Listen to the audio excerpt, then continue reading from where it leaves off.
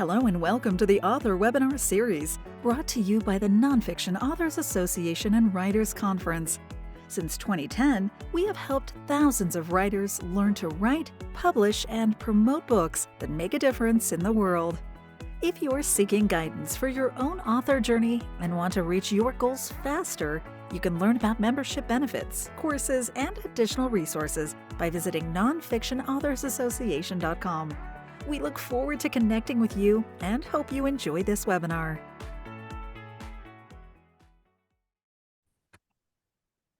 Well, hey everyone, welcome to another free webinar from the Nonfiction Authors Association.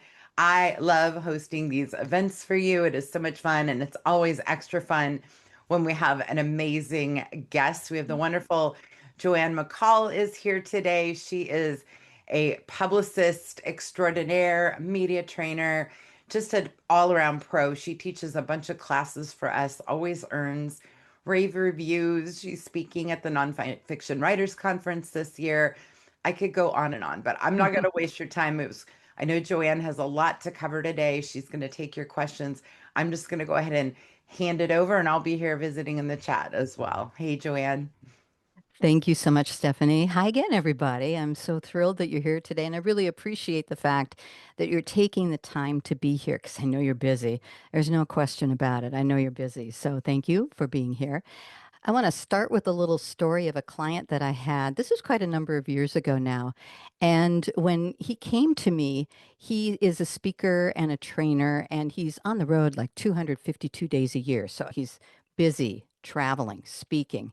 And it just so happened when we started working together, he was coming to my city, like within a week. So, of course, I went to hear him speak, and it was a 2-day event. And I was so impressed with how he connected with the audience, how he was humorous and funny. He was empathetic. He was serious at times. He had it all and came across so well, and people just loved him. And I thought, oh my gosh, he's going to be great doing media interviews. He's going to be fantastic. So I thought, okay, we're good to go. And so we started working on his book, of course, and he let me know that his number one top priority, what he wanted more than anything, was national television. That's what he wanted. And so I said, okay. I said, well, I think what we need to do is wait for a celebrity to do something bad.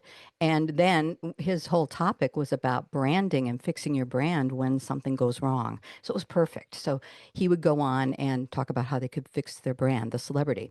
So we had it all set, and the day came, and there was a situation, and the media went crazy over this story. It became the story. And so the moment it happened, I notified the networks and the cable stations and everybody. I let them know I had this wonderful guest who could speak to this. Here's what we could talk about. And within that first hour, I heard from CNN, Wolf Blitzer wanted to interview him. And so this was pre-Zoom, mind you. So we got him into his studio in LA. And there he was, and up came the lights, and up came the music, and there was Wolf, and he introduced this whole story and what was going on. And my guest today is my client, and we were all watching, and I watched him melt down on national TV. There was a meltdown. And so that was alarming and very surprising. And I made a decision in that moment that wasn't going to happen again. Even if someone looks great when they're speaking and they're doing trainings and such, it doesn't mean that they can necessarily do interviews. It's a different beast, if you will. It's a different situation. There's pressure and all these other things. So anyway, back to the story. The situation here is not only was he having to get through this 4 minutes, which I'm sure felt like 4 hours to him, I had interviews set up the entire next day. I mean, they were calling. We had the Today Show was his first interview the next morning. So there were all these interviews coming up. And, here we were. So I called a friend of mine in LA who is a media trainer, and she's a really good one. And I said, you have to see him tonight. You have to see him tonight. I don't care if you have a date, cancel it. I know you really like this guy. You want to see if something gets good. You've got to see this guy. Anyway, I begged her, and she finally relented, and she met with him. And they met for 4 hours.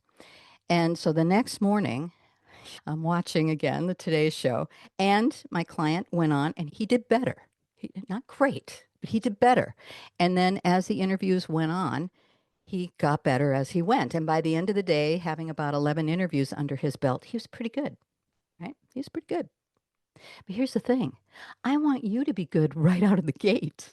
I want you to be good with the first one, right? Not after you've done 11 and had a rehearsal in front of a national audience. And then finally, you're doing really well at the end of it. So, media training is a really wonderful skill to have. It's different from writing, from sharing your message with groups of people and speaking. Being on camera or on microphone in front of an audience or a host, there's some time pressures. It's a different situation. And so training for that is really a smart thing to do. Now, if you have a friend who has a podcast, and great, go do the interview. That's fantastic. If your sites are bigger than that and you want to do more of that and maybe more influential media outlets, then training can be a really good friend for you. So I'm going to go ahead and pull up some slides here and we'll talk about this a little bit more and get into some specifics here.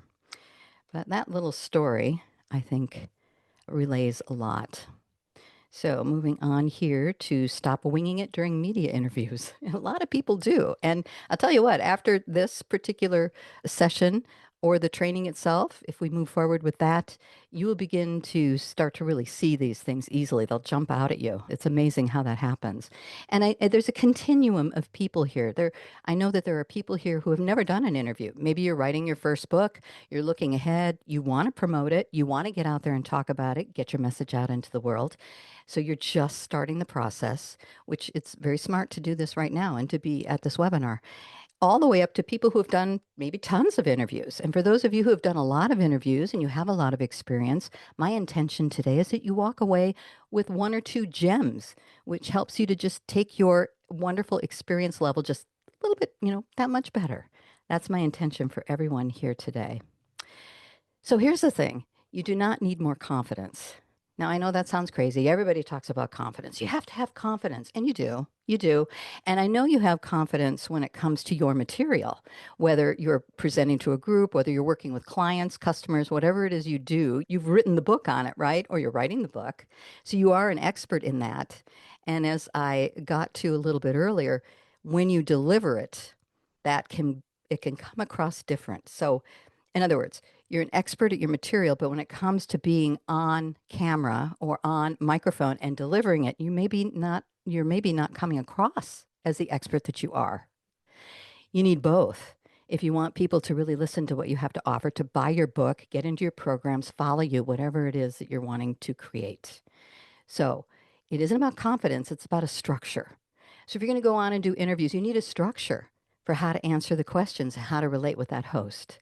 It's a different thing when it's under pressure. So in the next hour, or actually probably about 30 minutes here, maybe 40, we'll talk about sounding clear, staying calm, and controlling your message. So sounding clear, it's being confident and natural without sounding over-rehearsed. Some people will rehearse their answers, but the problem with that is when you get on camera and you're talking to an audience or a host, you're in your head trying to remember, what was I going to say about that? And you're trying to relate it. And meanwhile, you're not present. I mean, people can feel when you're present and you're really there and you're connecting with them. They feel that. But if you're in your head trying to rehearse your answers, there's a disconnect and it comes across. Another element is staying calm, even when things go a little haywire. So sometimes you'll be asked a question that's a little off track or maybe way off track. And so it becomes, okay, how are you going to bring that back to what you want to actually are there to talk about? And do it in an elegant way, right? Not like a politician who will just answer whatever they want. An elegant way so that you bring people with you. So staying calm even when things go sideways and controlling your message so that your best points actually land every time. That's what we want. We want people to really hear what you have to say. All right. So why does winging it fail? Just showing up, oh, I can do it. I wrote the book. I know all this. And you do. You do. We're talking about those skills that make you even better. Sometimes you ramble. Sometimes I'm sure you've heard interviews where someone rambles without structure, without some kind of game plan there. Your answers can drift and you'll lose the audience before you land your point. Sometimes you start a story and you're sharing this story and you get about halfway through and you think, oh, you know what? This story doesn't really relate to the message that I want to land at the end of this. So then you have a little bit of a problem. So how are you going to match that up and bring it back? Rambling. It happens. You hear it, you hear other people do it. We don't want you to do it. And there's a way to stop that. You freeze. This is another failure, if you will. It's more feedback is probably the better word. But blank moments, they do feel like a failure, but they're a sign that you did need a structure, right? And then again, as we mentioned, surprises, they happen, whether it's a strange question or maybe your internet goes wonky or theirs does and you fall offline and you have to come on. I mean, surprises happen. The host may ask you unrelated questions to why you're there. So how are you going to answer that and handle that, right? So, does any of this sound familiar? And I have a few more to share here. And I just want to say you're not alone. And in fact, you can raise your hand or type in the chat. In fact, I wish you would type your comments in the chat. I read it later. And, I'd love to hear your thoughts and what you think about all of this. So, do you worry about going blank? The question lands and your mind empties completely. And let me say this is the number one fear that I hear from people. What if I'm sharing a story or if I'm in the middle of something and I just completely freeze and go blank? Number one, that's the thing that people are most worried about overall. Talking too long, right? You started out well, but now you can't find the exit. You're just sharing something, and how do I get back to where I want to go here? So, talking too long, sounding salesy. This is another fear that a lot of people have. Mentioning your book feels awkward. You don't want to go into sales mode. We've all heard people who go into sales mode. Now, come on, we have. We know it when they do it. They do it on social media. You see it, you hear it. Or you don't talk about your book at all, which is another, we don't want that either. So, that's a fear that comes up for people. And your interview lives online, right? What you say can be clipped, quoted, and shared forever. So you want to be putting your best foot forward out there, right? These fears are common because the stakes are real. They are. Let's just call it out. And the good news is that structure makes all of them manageable because the idea is that you can absolutely do this. And we want you to become a media darling. And a media darling, let me just define that. A media darling is when the media calls you. They have a story, there's something they're working on, they're doing a segment, and they think of you, and they call you up, or they email you and they say, hey, are you available on Thursday? We need you at 9 o'clock, right? That's kind of nice. You've saved a lot of time. You didn't have to come up with the pitch angle. You didn't have to find the right show and producer. You didn't have to then send it. You didn't have to follow up. Then you didn't have to schedule it when you got it or wonder why they're ghosting you. All those things, right? It's nice when they call you. It really is. So let me share one other thing. Media wants you to do well. Sometimes we get a little nervous that maybe they're out to get me. And there are certain shows where, like, confrontation and that sort of thing is the culture of the show. But if you're on a show like that, you know you're on a show like that, and you know you're going to be on a show like that because research, you can do research on anything at this point. So you're not going to be surprised in that way. Most shows want you to do well. They want a great guest who delivers a great interview. That's really what they're looking for. They're not necessarily searching for the most impressive guest, that has the most credentials, that has the most books. Not necessarily. They want the easiest great segment and a guest who is clear, quotable, on time, and engaging, which are just a few of the attributes of a media darling. So clear, meaning your answers make sense the first time. I heard an interview not long ago where the guest, a lovely person, it was a great topic. Overall, it was a good interview, but she went on and it took a while to get to the main point that she was trying to make. She should be here at this webinar because that's something that can very easily be managed with having a structure. Being quotable is also something that you want to be. Sound bites a producer can actually use. And here's why. When you do, let's say you do a podcast interview, you'll have a recording date that you set up. You show up, you do the interview with the host. That's great. And then they contact you and they say, we're going to drop the show or it will go live in 4 weeks. So in 4 weeks, it's going to go live. And at some point, they're going to want to promote the show, right? So they may take a reel or they take a section of the interview that you've done, and then that will be used to promote the appearance. So we want to make sure you have some quotes and have some sound bites and have some interesting pieces that they can easily pull and use to promote you. And you're easy to interview, right? You make the host look good. You are interactive. You know how to help lead the interview. An interview, here's the thing. An interview is a conversation and it's a two-way street. There's something happening between two people.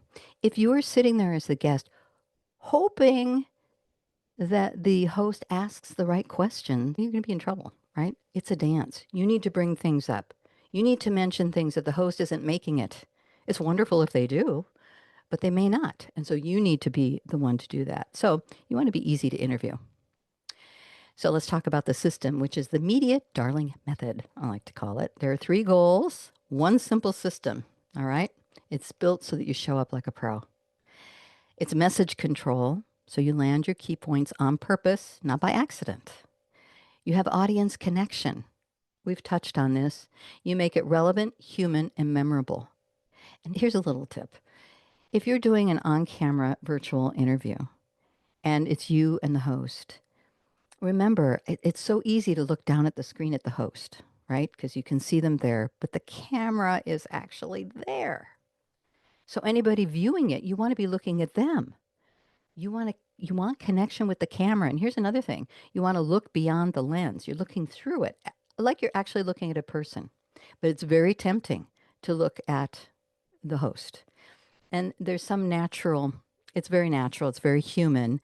And sometimes it's okay to look so that you're sure you're on track. You see any response that they have.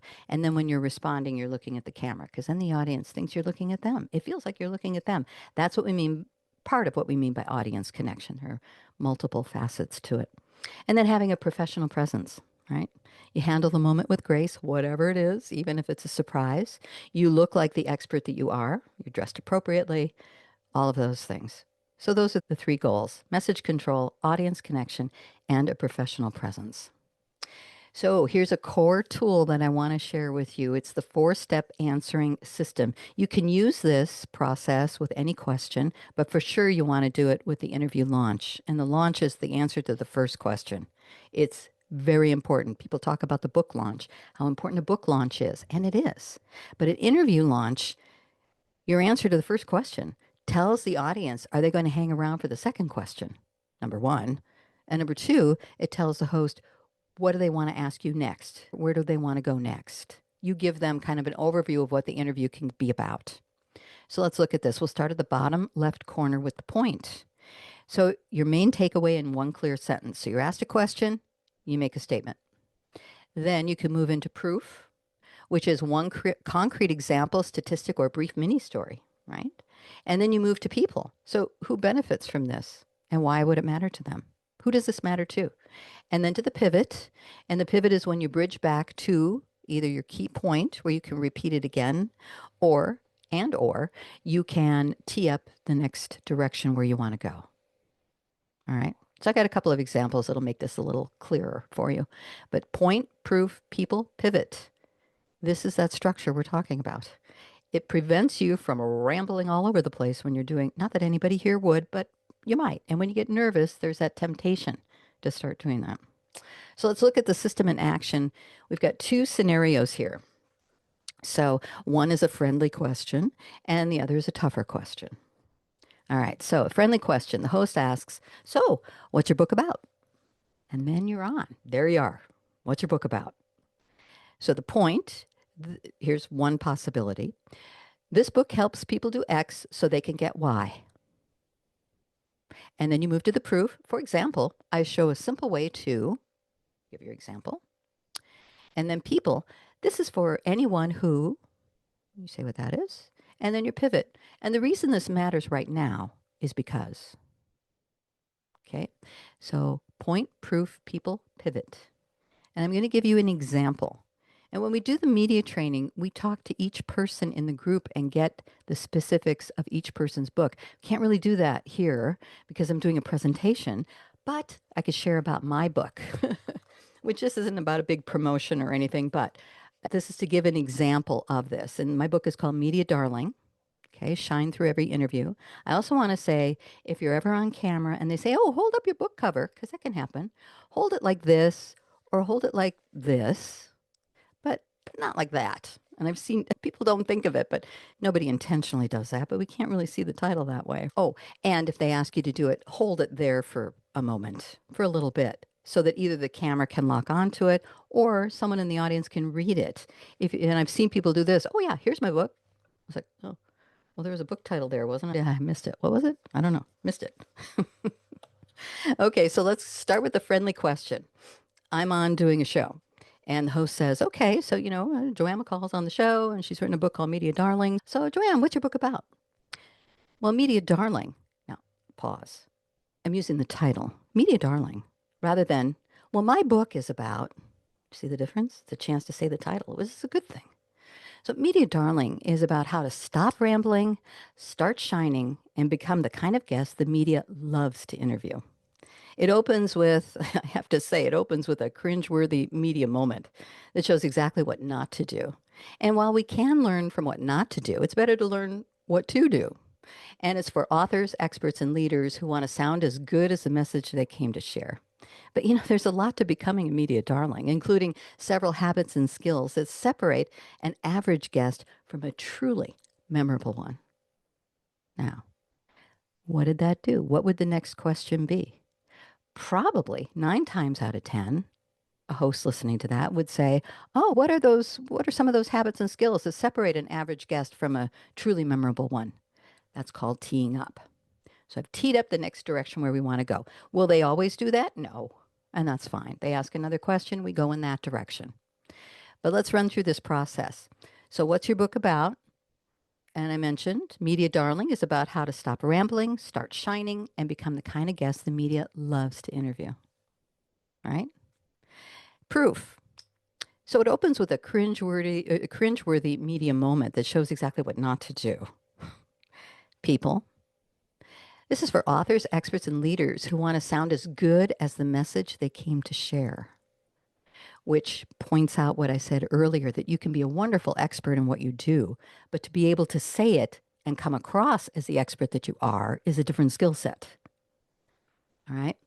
And then for the pivot, there's a lot to becoming a media darling, including several habits and skills that separate an average guest from a truly memorable one. That's it. That's the structure. Do you have to do that every time? Not necessarily, but it's really good to have. It's really good to have in your back pocket. So let's look at a tough question. The host challenges or misframes your point. It can happen, and you can't let that go because these interviews live on. If someone gets it wrong, you have to point out they got it wrong, but you don't want to say, you got it wrong. We don't want to do that because that could be confrontive. It just isn't necessary. It isn't necessary to do that, and it causes all kinds of other problems. But it's your book, it's your message, it's your part of the interview, it's your interview. So it's important that your message comes across well. And I've had people say this to me. They said this and I didn't know how to handle it. So I'm sharing with you how to handle it. One way to handle it, there's always other ways. So you don't argue, first of all. You clarify and pivot. So the point, someone says to you, they summarize your book and it's incorrect. And you say, well, actually, and then say the truth. Well, actually, blah, blah, blah, blah, blah. And you've pointed out what's actually true about your book or the message that you're getting across. You see the difference? Actually is an amazing word. What does it do? It points out that summary was incorrect. It does. The word actually says, actually, it says, no, that wasn't true. This is what's true without saying it that way, right? Because you don't want to, it eliminates defensiveness. It eliminates confrontation. Actually, now you say the truth. Awesome. Then the proof, you give one clean, specific example. So now you're on to your message again. You give an example, then the people who this actually impacts, and then you move on to the pivot. What I want listeners to know is this. Okay? So you want to stay calm, stay professional, and protect your message. That's the main thing here. If someone gets it wrong, we have to point it out. Not in a confrontive way, as we just went through, in an elegant way, in a way that just makes it easy. Oh, yeah, you got that. That's okay. Here's the truth of it. The audience doesn't know. If the host gets it wrong, the audience hears what the host said. It's on you to point out what the actual truth is. So stay calm. You can do it. All right, bridge lines. These are another thing. These can be your very best friend. Bridge lines, you see, they give you steering power without sounding controlling. Oh, I just think it's magical, really. So you use them when you need to redirect, clarify, refocus. All right, this is when you would use them. So you get a broad question, narrow it. An off-track question, refocus it. An awkward framing, clarify it. Running out of time, land it. You got to get to the point. So here are some examples of them, bridge lines. What matters most is, So you're talking along, and what matters most is this. And it can also tee up the next direction where you want to go. Another one, let me put that in plain English. All right. So you're explaining something and then you stop yourself. You say, let me put that in plain English. And there's your chance to really land it in a solid way. No rambling, solid. Here's the one thing I want people to remember. So here's the one thing I want you to remember about this particular webinar, and that is you too can be a media darling. By adding structure to your interviews, you can come across as poised, professional, and the expert that you are. Right? Another one, another bridge line. That's part of it. The key is this. This is especially effective when a host pretty much gets what you're trying to get across. They say something and it's pretty close, but you want to add to it. That's part of it. Or maybe it's not even, maybe it's only just a little bit of the message that you want to get across. Well, that's part of it. But the key here is, and then say what it is. Bridge lines help you they help you transition from one place to another in an elegant, easy, memorable way. You do not want to depend on the host to do that for you. I love hosts. I love the media. I was in the media for a long time. I had a radio show for years. I had a podcast for 10 years. I love that. And you have to make sure that you go in knowing what you're doing, right? And that you can stay in control or have some control without sounding controlling. And that really is the key. Because here, I'll tell you what, you actually are in control of the interview, which no media person will ever tell you. They were never going to tell you that. But you are. Now, they can end the interview. Yes, they do have that power. They can decide, I don't like this interview, goodbye, and end it. Yes, they can do that. But you have the ability through bridge lines, through transitional statements, you can make a point and then move it into a new direction 9 times out of 10, maybe 99 out of 100. Yeah, it's probably somewhere in between the two. They will go with you and the audience will go with you because it's a dance. Sometimes you'll make a statement and you'll tee up and they'll want to go in a different direction anyway. That's okay. You just go with them and take the answer, but it's a dance and you need to do your part because when you don't do your part, then it can be a kind of a difficult interview. I was listening to a podcast once and it makes me laugh because the host was interviewing a media trainer of all things, which really made me laugh. But the host would ask a question and then the guest, the media trainer, would answer it and they would make their key message and it would come all the way to the end and then they would just stop. They didn't transition. They didn't tee up. They didn't give a new direction. It would just come to an end. And then the host would, next question. So then they'd ask the next question. And then the same thing. The guest answered with another key message and then told the whole story, blah, blah, blah, and then it just came to an end. And the host had to scramble again, come up with another question and keep it going. There was no dance, right? It was all falling on the host. And then the host, after 3 times, said, that's it, I'm not doing it anymore. Didn't actually say that. But what they did was when the guest finished their statement, the host said, well, and then what? And then it fell back to the guest. And then they had to scramble. I got to come up with a new direction. Oh, and then what? And it happened throughout the rest of the interview. And I could feel the guest sweating. It sounds terrible, I know, but I mean, I really could. That you could tell they were pretty nervous. So they didn't have all their key messages mapped out, and they certainly didn't have. She wasn't aware of teeing up and moving into a new transition, taking the interview in a new direction. I don't ever want that to happen to you. And this is a great way to come across as a great guest because you know what you're doing. But lots of people, they go in and they wing it during interviews. They don't know any of this. And they don't necessarily know that they should know this or that it even matters because they see their friends and they see lots of people on social media. They're all doing interviews and they're sharing their interviews. It must be pretty easy. And it's not rocket science. No, it's fairly easy, but you can be better. I think that's what the point is, that you can always be better. We can always all be better. So let's talk about preparation. You've got some interviews coming up. You have invites on your calendar. You should have your links in there, everything that you need. And about 20 minutes before the interview, or what's comfortable for you, it may be different for each person, but I'll just say 20 minutes before, You do not need to script the conversation. This is the bottom line. We talked about this early on that when you script it and try to go by rote from memory, it never lands well because people can tell. They may not be able to say it, they may not consciously know it, but they feel it that you're not really present and you want to be present. So there's no need to memorize, but you do need to know your key messages and know what they are and have them burned in your brain so that you easily can go from one to another. Choose your 2 or 3 key points, right? Now, 2 or 3 is good for a 5 minute to maybe a 9 minute interview. 2 to 3 key points is probably about right. If you're doing a 60-minute podcast, you're going to need more than that. Okay. So the length of the interview tells you a lot and how much you need to prepare. Then you want to have some stories, right? 1 or 2 stories with examples, statistics, a mini story, whatever it is, to illustrate each of your key points. And again, if it's a 60-minute podcast, you need more short stories. And in fact, you really should have a short story for every key message that you have. So I would just plan on that. And then the longer interview, you can go into more of those stories. And then steering. Chances are in an interview, you're going to get asked a question that's a little off the wall. You might even be able to anticipate how someone might misunderstand what your message is or what your book is about, and how you're going to clarify that and steer things back to your key message. So you just want to give that some consideration, meaning what are a couple of bridge lines that you could use?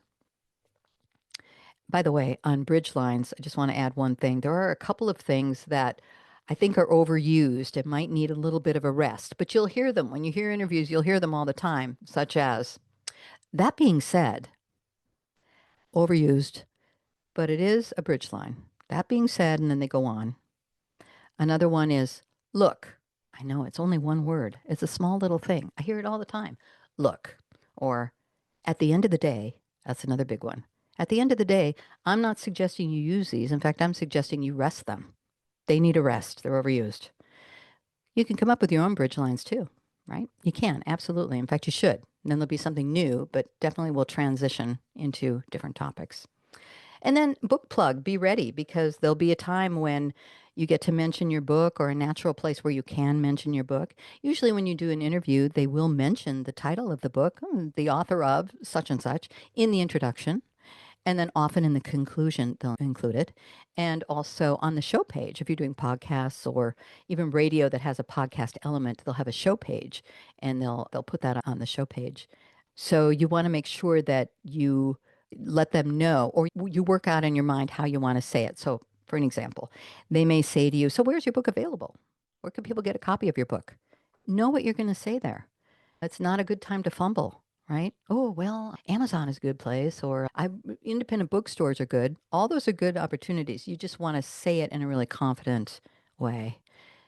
Amazon, independent bookstores, or you can buy one from my site and I'll autograph it for you. Be happy to do that. Whatever it is you want to do, just make sure you have that kind of outlined and how you want to handle it, because they'll ask you. So for podcast and radio, remember voice and clarity is what's important with that. You want to sharpen your sound bites. Those are very important. And also just keeping in mind that podcasts more and more, they used to be mostly audio, but they've definitely moved into video.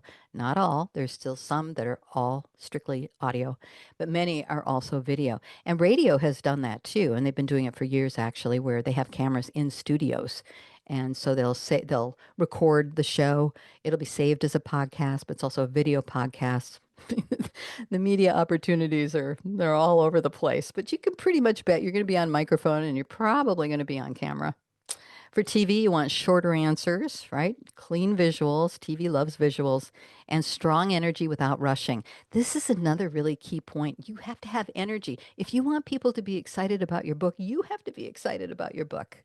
You don't want to be on an interview going, well, yeah, yes. Oh, my book it's really wonderful. I think it's right for lots of people. And I mean, you don't want to be boring. Not that anybody here would be. I know you wouldn't be. But there are people in the world who can get very monotone, particularly if they're nervous. And this is another thing about media training, is you learn to be congruent. And we'll get into that in a minute here. But it's an important piece of it. So let's do a little recap. It's your pathway to media mastery with structure. Structure is helpful. It's a good thing. And we've talked over some of the essential strategies to transform your interviews. There's the media darling method. Remember that? Control your message, connect with your audience, and maintain a professional presence. All three of those things. There's the 4-step answer system. Point, proof, people, pivot. This will save you in lots of different situations. It's a reliable structure for any question. When to use bridge lines. These are tools to confidently steer the conversation back to your core message. Sometimes you'll be asked a question that is off the wall. It happens. It does. Maybe not all the time, but it happens. And you need to answer it. You need to start to answer it anyway. So you start to answer it, and then to elegantly then bring it back to a key message that you want to share is really a thing of beauty. When someone does it well, it's beautiful. It is. Yeah. And I want you to be able to do that. And then the advanced prep plan, which we just went through. It's a quick, effective routine to prepare for any interview format. And there are different formats. A public affairs show is very different from, say, a 4-minute morning radio show versus a 60-minute podcast versus a 10-minute online live. They're different. So knowing the different formats is very helpful. So if you have any questions, I think we're doing pretty good on time. Now is a very good time to submit them. There's a question area there, and we'll be taking your questions shortly. And I think Stephanie's joining me too. There you are. Hi. Hey. So I'm going to talk about the media training course for authors.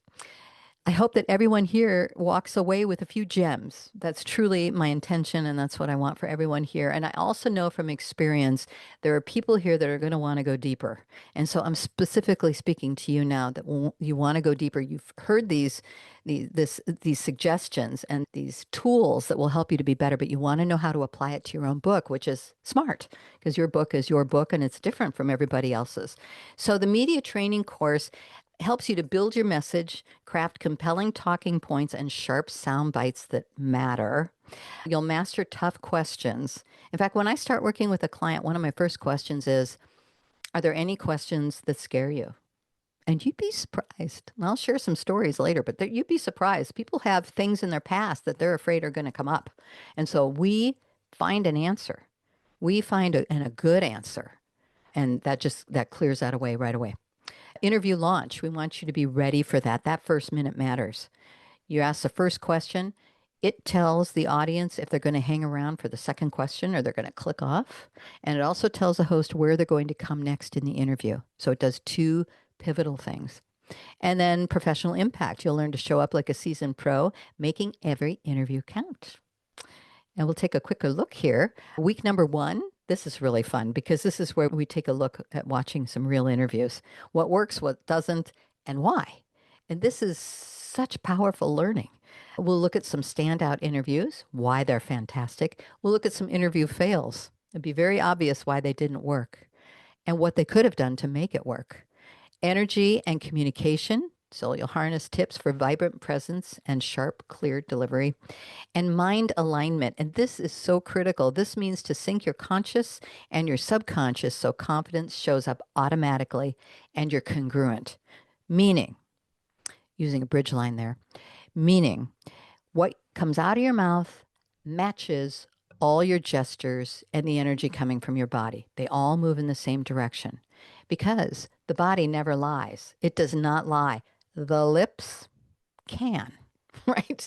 So someone can be saying something that isn't really true, but the body is doing something entirely different. And we all know it. We feel it. We may not be able to say what it is, but we know it when we see it and we feel it. So we're going to talk about that and how to use mock interviews to notice if you have any bad habits or any incongruencies going on so that we can then remedy that. Week number 2 is all about interview mastery, mastering the skills and the mindset, creating a powerful launch, tackling surprises, how to stay calm and in control when questions catch you off guard, because sometimes that'll happen. And the beautiful thing about this is when you get to the point where you feel so at ease with this whole process, that you hope to get a surprise question because you get to see how really good you are at turning it around. I guarantee you that will happen. When you really take it on, that will happen. And that's a wonderful day. Bridging key messages, we'll talk more about that. So you're smooth and really elegant, and how to guide the conversation. So you learn how to lead the interview without the host ever noticing, because you can do that. And then week 3, we'll have some intense mock interviews. I should say intensive mock interviews. That sounds better. And by the way, you don't have to do a mock interview if you don't want to. You can always opt out of that. That's no problem. But a lot of people want to because it's a chance to really try on these techniques and strategies and work through any kind of bumps in the road that might be there. And so it's one-on-one between the two of us. Everyone's present. So we learn from everyone. And it's just a wonderful opportunity so that by the end of it, you feel a lot more comfortable with this whole structure. And we'll also talk about media types. There are different types of interviews, and there certainly are different types of hosts. Guaranteed. Every interview you do is going to be different. Every one. Every host is going to be different. Every one. Guaranteed. And you'll build unshakable confidence because that's really what it's about. Confront and overcome any remaining fears, solidifying your competence and confidence for future media interviews. And it's a lot of fun. Let me just add that. It's a whole lot of fun. And we've got some crucial intel for those of you ready to go deeper. And I hope you are, because I really want to meet you and I want to hear about your books. And I want to hear if you're struggling at all. And I want to be able to help you if in any way that I can. Our training session spans 3 weeks. It's designed to transform your interview skills. We'll have live interactive sessions right here on Zoom. The first one is next Tuesday at the same time, 1 p.m. Eastern, 10 a.m. Pacific. April 7th is the first, the 14th, and then the 21st. And you just show up and learn to master the art of media interviews. If you can't make it, there'll be full recordings and slides, of course, that you can look at your convenience. And of course, we'll have a group in between our sessions so that we can chit chat back and forth, ask questions, that sort of thing. So anything that comes up, we'll be taking a look at it. That is the course, starts next week. And then we can go into questions and answers if we're ready to do that. You have anything you want to add, Stephanie, to all of that? I just want to say you do this course for us just once live every year. It's always gets rave reviews. I think you don't realize how much you need this until you do it. And I also want to add, you don't have to do the live pit practice, right? So if you Right? just want to come and sit back and learn, that is 100% acceptable. But I will say, I personally fumbled through so many interviews early in my career. And then I later went in and did the professional media training.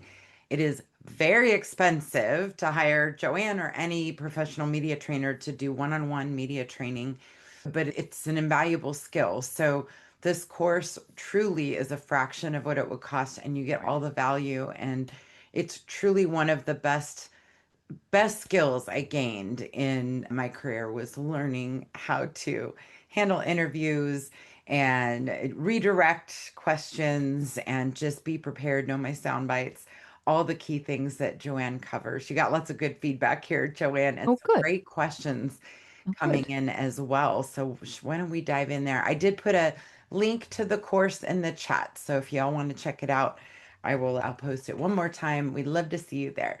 All right, Trudy's asking, can you send prep questions for the host to ask? You can. It really varies. Some of them don't want questions. They'll make it pretty clear. You can and see if they use them. Sometimes they will ask you to send questions. Sometimes they will send you questions in advance, which is wonderful because then you know where the interview is going to go. You know what they're going to ask. You know everything. And some just don't want don't want any preliminary anything. They want to come together and you just have this conversation. So it can go in a number of directions. But what I would say is send your questions, put it in your pitch letter, and then they've got them. Our And local morning news reached out to me a few years ago and said, hey, would you come in and talk about book publishing? And I said, sure. And the night before the interview, I get an email from the anchor, the morning news anchor saying, where are my interview questions? Send me the questions. I was like, I would do that for podcasters. I kind of proactively send questions. I didn't think the morning news was going to ask for the questions. I had them and I was happy to send them, but I was really surprised by that. yeah. And another benefit of having them ready is I've already prepped answers, right, Joanne? So even as an exercise of creating those questions, it's valuable. Oh, absolutely. Yeah, absolutely. In fact, if you write down all your key messages and then create a question out of them, So that's a I'm great good way at, to set yeah, it up. Yeah. reverse engineer that. Yep. Shelly Bernine says, so much love for Joanne. Thank you. Yeah, we That's so love sweet. Shelley. Question says, what tips do you have for pulling your energy up? Mm. I often think my energy is high, and then I rewatch the energy interview and realize that it wasn't as high as I thought This before is answering beautiful. the interview. Great That question. that is beautiful because I'll tell you this. When and mock interviews are great for this because you want to practice this very thing. And when you are giving your answers and you feel like you're over the top, I am over the top. Oh my God, my energy, I am over the top. That's just about right. This is no time to be cool. This is no time to be relaxed. No, we want to be up. So, tips for doing that. Part of it, I think, is it's if you're doing an interview, it's a special moment. And when you do a special moment, whether it's an event or whatever, you get your energy ready to go. And what I used to do and still do when I do interviews is like a half hour before, I'm really working, I'm bringing the energy up. I feel alive inside. Sometimes I'll go out and I'll take a walk or I'll do some jumping jacks. I'll drink some water. I'll do all those things to get ready. And eventually, and sometimes it doesn't take long at all, there's a state you go into when you're ready to do an interview and you're there. But I would do mock interviews and practice and watch back and make sure that you're getting your energy level up to where you want it to be, which is usually over the top. Feels like it's over the top. That's a great point. Yeah. Kathy says, can you speak to the fine line between preparing and over preparing, Mhm. especially for those of us who like to rely on notes? Oh, yeah. I'm gonna go back to mock interviews again so that have someone ask you questions when they're off camera and you're being recorded and answer them. And you just have to wean yourself off of that. And it's going to feel awful at first, probably. I'm happy to be wrong about that. But breaking a habit can be uncomfortable initially. But yeah, if you want to do anything on camera, you can't have notes there. That doesn't work. If it's an audio thing and only audio, then yeah, you could. But I would say even then, it's good to practice not needing that. Over preparing, you should memorize your key messages. You should know them backwards and forwards, and you could sleep and dream about them. Okay. And it's really only then, when you know at that level, can you begin to be more spontaneous during an interview because you can bring yourself back. But you don't want to start out that place because you can go in any direction. Yeah, Hopefully that answered your question. great. Pam says, the first time I heard you speak, I thought, what a great radio voice. I Yeah. agree. Joanne has a wonderful voice. Oh, thank you. Pam says, what do you do to maintain your actual voice? In a dry climate, I sometimes experience an annoying dry cough during conversations, which concerns me about doing a podcast or trying to create an audiobook. Oh, yeah. I'm not sure I'm the one to have a really great answer for that, other than I know there are certain lozenges that can help actually create more saliva in your mouth, and having one before you go on live would be good. If you're doing an audiobook, you would want to take things in sections. Don't try to do too much at one time because your voice can get tired. Have some warm tea or warm water nearby and drink that, but be real careful that you don't choke because that's not much fun when you're on camera or on a microphone and choking. But warm water really helps to soothe and open the vocal cords. I also will sing prior to do something. Just you remember being in choir and you had to do those extra mama mama mama mama. I practiced doing that, kind of getting ready. And beyond that, I'm not sure. Stephanie, do you have anything to add? My only other trick, I keep a humidifier in my office. I am someone with allergies year round, and so I find that is helpful for me. It's a dry throat day for me today too, Pam, so I completely relate to this and lots of fluids, and I love my humidifier. I I would, think that's a good idea. yeah, if Yeah. I could. Yeah. Yeah. Doug says, I've trained professionals in my field for 30 years. I've completed my first nonfiction book based on my professional work. Do you have tips on breaking out of the not lecturing habit that has appeared in a professional discussion, but not general audience? Are we talking about doing interviews? Having an interview conversation? Yeah, I think he's trying not to sound like he's lecturing, maybe Yeah, more conversational, if I'm understanding that correctly. definitely. I would just practice doing interviews with someone else. And I'll share a quick story that kind of sets up to this. One time when I was doing my podcast, I interviewed a speaker, and I can't remember the subject now, but I asked her the first question and she went on for 20 minutes. And I finally just gave up. It's supposed to be a dance, but I kind of gave up. And at the end of it, she stops, and I said, "Oh, that was really great." I said, "Can't use it." So what do you mean you can't use this? We were holding court because with speakers, that's a real tendency. So then she did it again, and all she got was this suggestion that it become a conversation and that she invite the other person to comment or would pause so the other person could comment. And this, I think, is what you need to practice. And that will help you to break that automatic piece, which serves you in so many contexts. I can see that totally, but not in the interviewing context. So you need to practice having someone and doing that dance back and forth. That would be my suggestion. Great. I just want to remind everyone, please put your questions in the Q&A box. We are working through those right now. I see some coming into the chat, but it's hard for us to go back and forth. Connie says, my question is, I've done a lot of interviews. Will this program still help me? Yes, I believe so. And I hope you got something out of the webinar that we just did. If something struck your interest that you found helpful, that might help to tell you that there might be more for you to explore and go into. I certainly think it's worth trying. Yeah.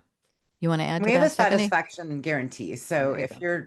if you find it's not for you, we will issue a full refund. That is not a problem. If nothing else, I have a ton of stories that will entertain you. There you go.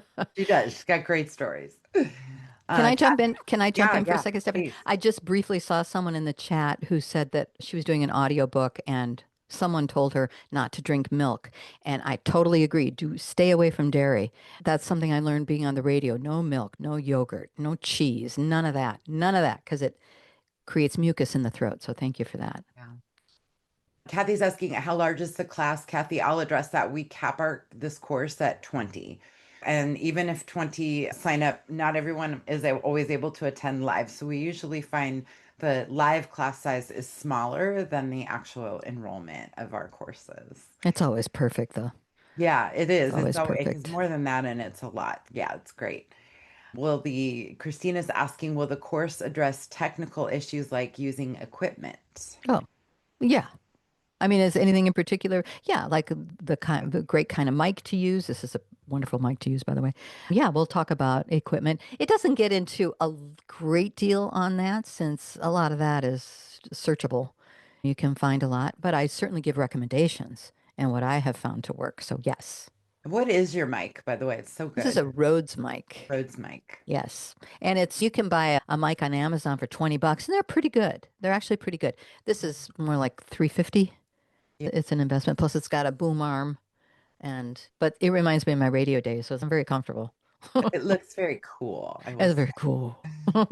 Teresa says, if you are a ghostwriter for clients, I'm assuming that means she is, book speeches, etc., and have the opportunity to be on podcasts or train clients before they go on camera, is this course appropriate, or is it best for just for nonfiction authors?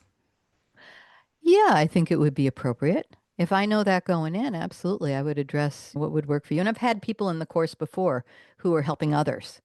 In fact, I've even had one or two media trainers who came because they wanted to help others to create good habits and to present well on camera and on microphones. Yes. And that also, we've had a couple of people ask about, do fiction writers fit into this course? Do memoir writers fit into this course? Memoir writers, for sure. Absolutely. We address that. Yes, definitely. And fiction writers, if you have a nonfiction angle, is what I would say. And I had a client once who, this is a few years ago, she wrote a couple of books that became movies, Romancing the Stone and Jewel of the Nile. You may remember those big movies back in the 80s, so a while ago. But she's been writing tons and tons of books. And she has a nonfiction angle in all of her books. They all speak to the genesis of her book or the main theme of her book, the through line is it starts out with a young woman who's very inexperienced, and by the end of it, she's very experienced and she kicks ass, right? That's it. So she did things for women's shelters in various cities and she donated money. And so we had a nonfiction angle that we could use. So if you have a fiction book, you need a strong nonfiction angle, something because you need more than just what's your book about? And that's the only part of the interview because you don't want to share the whole story. You want people to buy it. Yeah, very Yeah. good. So Trudy says, my book has three parts, pain points. Why we do that and how to make changes. Should my key points be one from each or mostly for why we do what we do? So a three parts, pain points, why we do that, and how to make changes. Should she have one key point from each, or I would say no. You're going to have more. Yeah. You're going to have more. Yeah. You're probably going to have 4 points for each, 3 points for each. I haven't seen it. I can't speak from seeing it and knowing exactly what you're discussing, but 3 key points is not going to be enough unless it's a 5-minute interview. If you do anything longer than that, you can need more. And your book probably has more than that. So you want to sit down and figure out what are all the key messages. But if the question is, do you need one from each section? Yes. Probably more than one. Dorothy asks, how do you protect yourself from sharing too much? And I happen to know she's written a very personal memoir.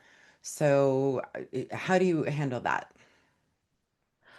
First, knowing what your boundary is good. I've got a client that I'm looking at working with right now. We're in discussions about it, and she has something similar. And for her, and maybe this may not be your situation, but I'm going to start with this, and that is she has trouble defining what the boundary is. So if she's asked a question, she'll go down the road even though she doesn't want to. Is this similar, do you think, Stephanie? Yeah. I think so, yeah. You have to determine what your boundary is. And if someone goes too far, it's learning those transitional phrases and those bridge lines and on to your next key message would be my suggestion. So if someone asks you something too personal, you can start to answer it and say something like, I know that's a very intriguing piece to this, but what's really more important here is this. And that's a way to kind of get it off that and moving into a new direction. That makes sense? That's up to you. You get to put up those boundaries. But if it's in your book, it may be asked, yes. And so this is definitely something that we can cover. Absolutely. In the training. And I guess from the perspective of a writer, I always appreciate vulnerability in the writing and in the interviews. So that is a good point to figure out your boundary. But I think that it can make you more relatable too when you share. So yes, my perspective on that. Yes. And that would be worth doing mock interviews and figuring out how you would share it in a way that is acceptable to you, that feels good. You are sharing some of yourself and practicing a way to do that feels okay. That's important. Absolutely. Linda says, how does one deal with a weak voice, or I guess a high-pitched voice? Oh, okay. My question would be, a speech pathologist or trainer might be a good idea who can get you to speak. The question is that your real voice or is it an affect of some sort, maybe a habit? And can you bring the voice down more so that it's more resonant? And a speech person might be able to help you to do that if that's what's needed. Otherwise, if it's your natural voice, maybe it's okay. I'd have to hear it. I know, I think we're our own worst critics too. I hate listening to myself on audio. So wait a minute. You? I do. You? I do. Okay, listen, you and anyone else, you've got to listen to yourself more. You've got to get past that. You will get past it. You've got to listen to yourself more. This is your assignment, Stephanie. You must listen to, yes. Look at her eyes. Look at her eyes. Look at you have to listen to, this is the same with camera. If you look at yourself on camera and you go, ugh, you've got to keep looking because you'll get to a point where you're desensitized to that. Johnny Depp does not watch his own films. I'm just going to I don't care. I don't care. Make him take the course. I'll tell him what's what. I know if you all have to go, we understand. We're going to stay and continue with questions, but I just want to thank you for being here. If you do have to drop off, we appreciate you. The recording will be shared this afternoon. And Joanne, let's carry on. Yeah. So Albert says, any tips for a book on local historical figure and how to make the 4-step answer system work about a local historical figure? Yeah, I'd have to hear more. I'd have to know a little bit more about your book. We'd have to be talking and I'd have to ask you a few questions. Who is it? What is the relationship? Why are you writing about this person? Are they important in your community and why? Maybe people don't really know this historical person very well and you're shining some light on some things. There's a lot that you could do with that, but I don't know enough to really give you a straight answer. But I can say this, there's a way to do it. There's absolutely a way to do it. That I know. And Joanne, I'm starting to see a trend from the questions that the interviews aren't always just about the nitty-gritty of the book, Right. right? So that's something to be thinking about when you're coming up with your talking points. It's not just my book is this 8-step plan and I'm going to talk about 8 steps. That's not typically how an interview goes. Yeah. Usually there's a subject that they decide to pick. Something maybe it's going on in the news in the local community. There's usually some sort of subject that they want to explore. And your expertise should speak to that. So you've written this book, and unless it's a show that's specific to books and authors, it's often going to be more the subject matter and what they're bringing you on to talk about. But your key messages can be very similar. And So this ties in great with Christina's question. We usually have to focus on one main point. What's the book about? So are all these other points really sub points? see, in a webinar presentation, I can't address everything all at once, which I would love to do. And so when you do shows that are specific for books, that first question often, usually will be, what's your book about? When you're doing an interview with a podcast or news media or whatever it is, they're picking some particular subject, some aspect of that. What was the question now? I've lost my train. This happens sometimes. Stephanie, I'm so sorry. what was that? I was got distracted. You and I are both doing it. What was the part? What was your question again? I want to make sure I get The it. subparts. So is it about one main point or there's sub points? Oh, And what you're saying is it's not, most interviews aren't tell me all about your book, right? no, That's most not are how it not. works. Yeah. That's right. Because unless it's a show about books and authors itself, yeah.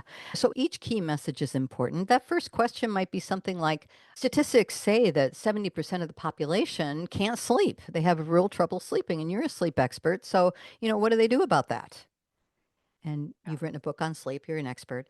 It's not all about your book, but here you have an opportunity about what people can do to get better sleep. And you do your 4 points. Yes, people have trouble sleeping. Here's who that affects. Here's what they can do. Here's who that affects. And then you can have kind of a loop. Stacy says, I speak too fast naturally, so I really sound fast on TV. How do I slow down? Yeah, you got to slow down.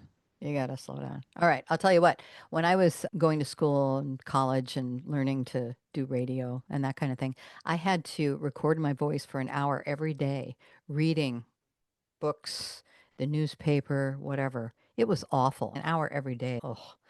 But the point is, it had to slow me down. You just have to learn to do it. So record yourself and start practicing pauses. So let's say you're doing a mock interview yourself and you're sharing a really important point. Now, someone who speaks too fast, when they get excited, they'll speak faster. And so the thing to remember is this, and it's really, but what if you could slow yourself down? And this is a really important point. Notice how slow that was, Yeah. but it captures people. Yeah, you just have to practice. And I know it can be torturous, but this is your assignment now. You need to slow down. You can't be all fast. Nobody can keep up with that. Yeah. Really great stuff, Joanne. I think we've nailed all the questions. Thank Good. you for your great work. I posted the link and you're getting lots of thank you messages. We appreciate you all and your feedback as well and look forward to seeing many of you in Joanne's course. I promise you it's so worth your time and effort. We hope to see you there. Yeah, absolutely. If you got something out of this is just the beginning. This presentation, just the beginning. There's so much more. It's a deeper dive for sure. So come join me. I'd love to get to know you, get to know your book. Starts next week, and I would love to do that with you. And thanks, Stephanie. It's always a pleasure to be here. Oh, always so fun and easy. I love having you, Joanne. Thank you. Thank you, everyone. Enjoy the rest of your week. We look forward to seeing you soon. I'm really appreciating your notes in the comments as well. Have a great rest of your day, everyone. Thanks again. Bye. Bye-bye. Thank you for attending this webinar by the Nonfiction Authors Association. Since 2010, we have helped thousands of writers learn to write, publish, and promote books that make a difference in the world. If you need support navigating the complexities of the publishing industry and want to reach your author goals faster, you can learn about membership benefits, courses, and additional resources by visiting nonfictionauthorsassociation.com.